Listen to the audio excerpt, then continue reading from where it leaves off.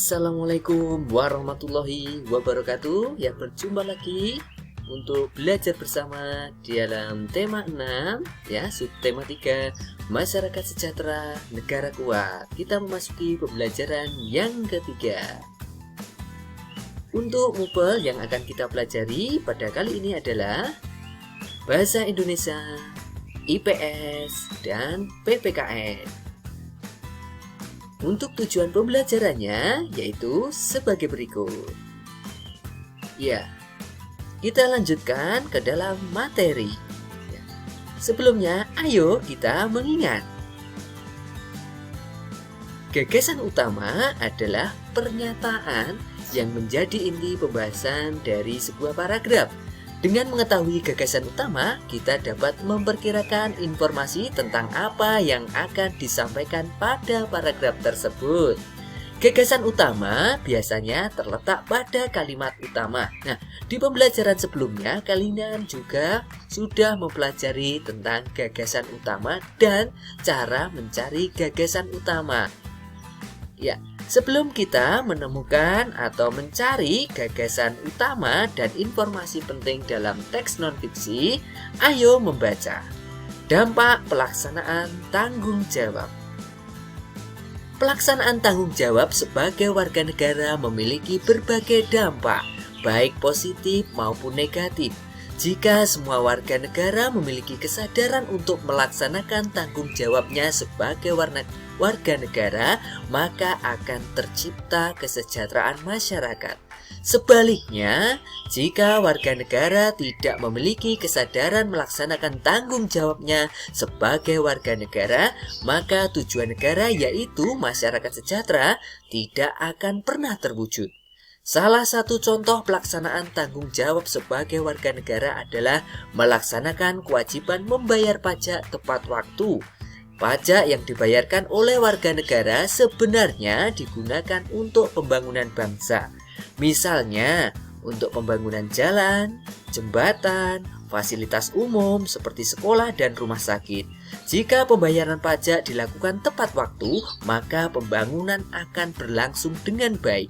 Hal tersebut akan meningkatkan kesejahteraan masyarakat. Jika melaksanakan tanggung jawab membayar pajak tepat waktu akan memberikan dampak positif bagi terciptanya kesejahteraan masyarakat. Menjaga persatuan dan kesatuan bangsa juga merupakan bentuk tanggung jawab warga negara yang berdampak pada semakin kuatnya suatu negara. Dalam kehidupan sehari-hari, menjaga persatuan dan kesatuan dapat dilaksanakan dengan saling membina kerukunan di antara warga masyarakat, antar pemeluk agama, suku, ras, dan budaya. Mengembangkan sikap kekeluargaan dan gotong royong dalam kehidupan masyarakat akan mewujudkan persatuan dan kesatuan. Jika persatuan dan kesatuan terwujud dengan baik, akan tercipta kehidupan masyarakat yang aman, damai, dan tentram sehingga negara akan semakin kuat.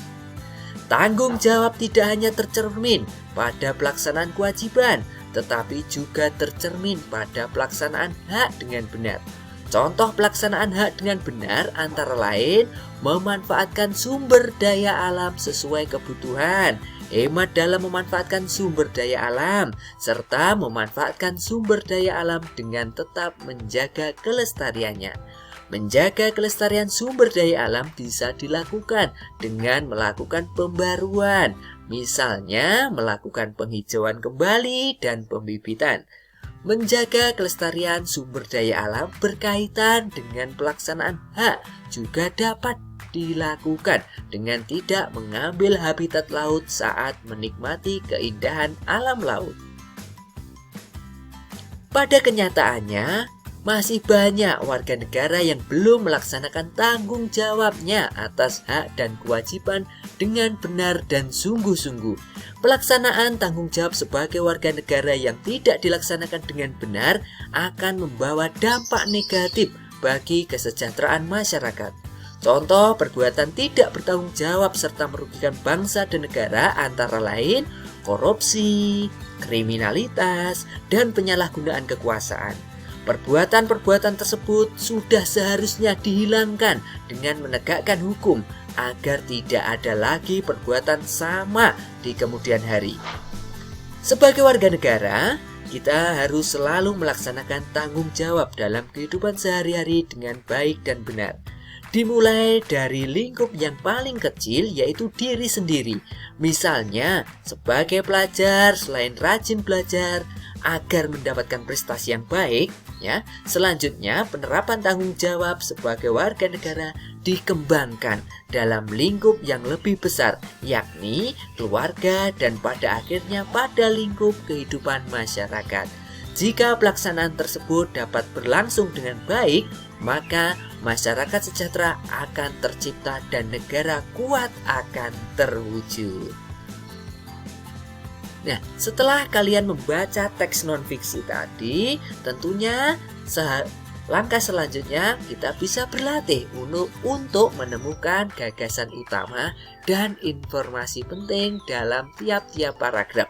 Misalnya, dalam paragraf yang pertama, gagasan utamanya yaitu dampak pelaksanaan tanggung jawab. Dan informasi penting yang terdapat pada paragraf yang pertama yaitu pelaksanaan tanggung jawab sebagai warga negara memiliki dampak positif dan negatif. Nah, selanjutnya pada paragraf kedua gagasan utamanya yaitu contoh pelaksanaan tanggung jawab sebagai warga negara.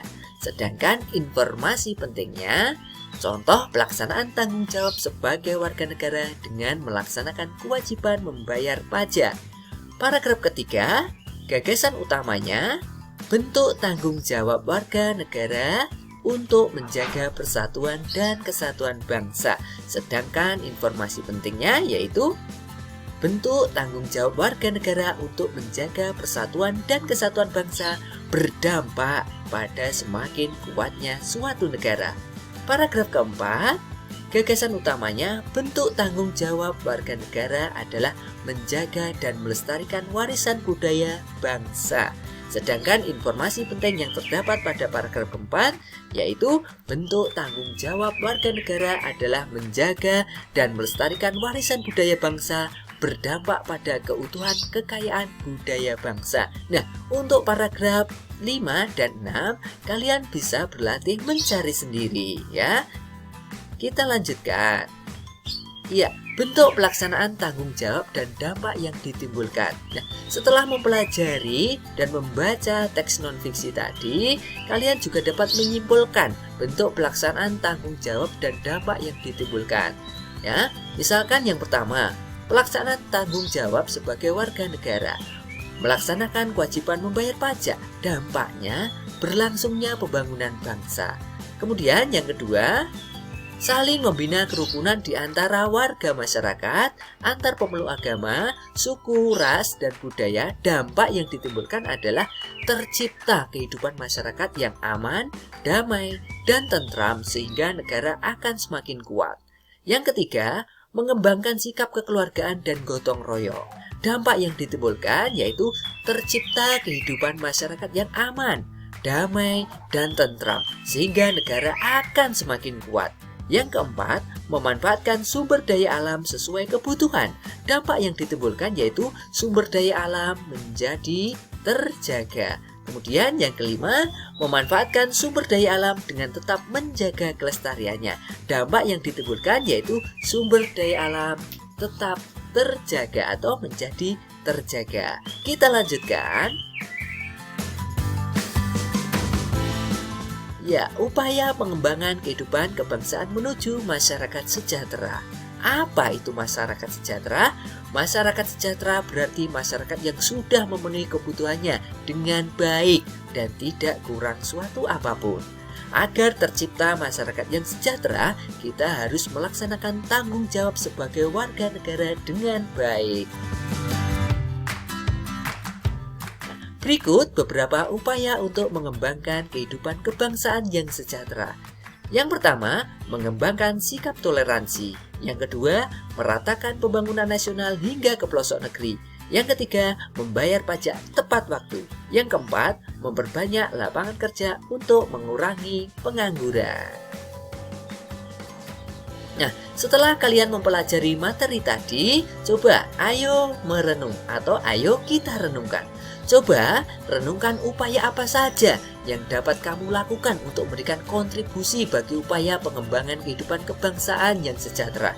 Tuliskan hasil renunganmu pada kolom berikut dan kemudian tunjukkan hasilnya kepada guru atau orang tua kalian ya, untuk dapat dievaluasi atau dinilai. Kalian bisa mengirimkannya melalui grup kelas kalian agar cepat dinilai oleh bapak atau ibu guru kalian. Nah, kemudian kerjasama dengan orang tua. Bersama orang tuamu, buatlah clipping tentang upaya pembangunan kehidupan kebangsaan menuju masyarakat sejahtera. Mintalah pendapat orang tuamu dalam memilih gambar, artikel, atau berita yang akan kamu ambil dari majalah, koran, dan lain sebagainya.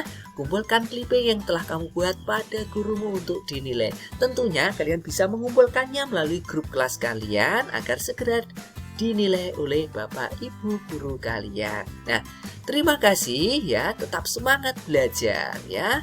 Wassalamualaikum warahmatullahi wabarakatuh.